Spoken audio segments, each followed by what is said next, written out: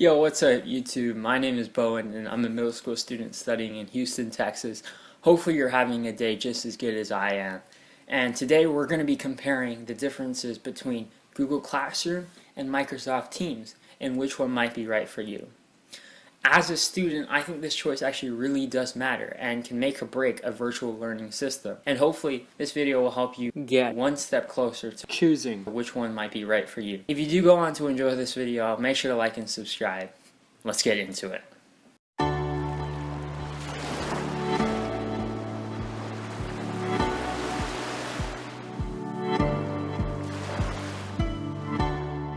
So in today's video, we're going to be comparing Microsoft Teams and Google Classroom by giving a point score to each category that either Google Classroom or Microsoft Teams takes. So for example, the first one, cost. Google Classroom is free and you get the whole suite of features for a cost of $0 a month. There is a free version, but the features are really limited, so I don't recommend you using Microsoft Teams if you're only going to use the free version. So that's 1 point for Google Classroom over Microsoft Teams. Next, we're going to be talking about the design. Though many teachers may not care about the design of the software they're going to be using, they only care about functionality. As a student, I really do think it matters. And just from a first glance, I was able to use Google Classroom relatively easy. Comparatively, Microsoft Teams, though not a bad design, isn't really anything flashy.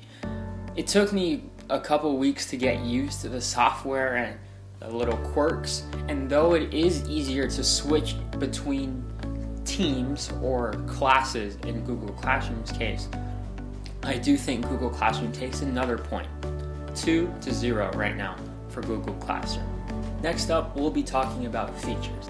I think this is a really big deal, so I'll be giving this 3 points instead of the normal 1, as really functionality is the key to using any software. A software can be really nicely designed, but not have the proper features for the task at hand, and it would be a really poor app. So first, let's talk about Microsoft Teams feature. Microsoft Teams was originally built for business, but because of this coronavirus lockdown, Microsoft Teams has shifted for education. Because of Microsoft Teams' acquisition of Flipgrid a couple years ago, Microsoft Teams has much more robust video conferencing and chat features that Google Classroom does not have. Microsoft Teams also has its suite of apps like OneNote, where students can compare notes in between each other. But these features can be replicated for free on websites, while Microsoft's 365 plan for education does cost money. On Google Classroom side of things, Google's main advantage is the overall experience of Google. Obviously, Google is a huge company that develops so many things and collects so much data. They've been able to fine-tune so many features that can be used for Google Classroom. For example, you can have Google Docs, Google Slides, Google Sheets. All these features that can be shared together on one cloud, on Google Drive. And combine this with the features of Gmail and Google Hangouts, it really gives you that whole control that teachers might want. Also, Google Classroom has better feedback, as in there's many ways for teachers to communicate with their students, not just in full classroom announcements, but in a private comment on an assignment. Google Classroom is also compatible with much more third-party programs like Pear Deck, which is a slide sharing app, or Workbench, which is a science and technology software. However, overall, there is much more quirks that Microsoft Teams does have over Google Classroom, so I will be giving 3 points to Microsoft Teams for the functionality. And this isn't surprising, as Microsoft Teams was developed for business, not the classroom, so there are bunches of features like phone calling and bunches of quirks that some teachers will find useful. The next category we're going to be comparing Google Classroom and Microsoft Teams is ease of use. This is where the downfalls of huge numbers of features comes back to bite you a little bit. Because of Microsoft Teams' extensive features that I can show on screen right here, it's quite hard often to find the key features you need. Google Classroom does a really good job with this.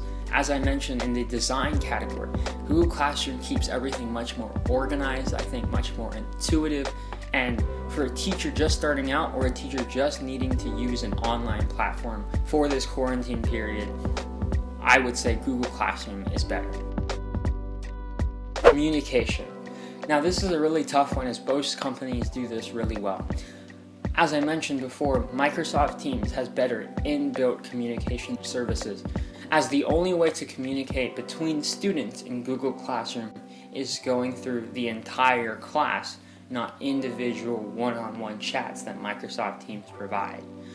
Also, Google Classroom does not provide any virtual conferencing that Microsoft Teams does, but this can be easily substituted for Zoom meetings, which is free, and many other Google software like Google Duo, Google Hangouts, etc. Overall, I think even though Microsoft Teams does have better functionality in the app, but because of Google's external software that's linked with Google Classroom, I would say in terms of the communication in between the teacher and the student and between students and students, I think Google Classroom takes the win. So what can we learn from this? I think the biggest thing to learn from this comparison is that both Google Classroom and Microsoft Teams have done a really good job of keeping this technology up to date in 2020. However, if you would like functionality, then I would recommend Microsoft Teams to you, as they come with a lot more features inbuilt into the software. But if you would like ease of use, accessibility, and a better design, Google Classroom is the way to go. And this is shown by how many people use Microsoft Teams and how many people use Google Classroom. Google Classroom is by far more popular as it's free and has more accessibility, while Microsoft Teams is used more by businesses who can afford to pay for the cost of Microsoft Teams and want the extra features that Microsoft Teams may provide. And with that, thanks for watching. Hope you guys enjoyed. Peace.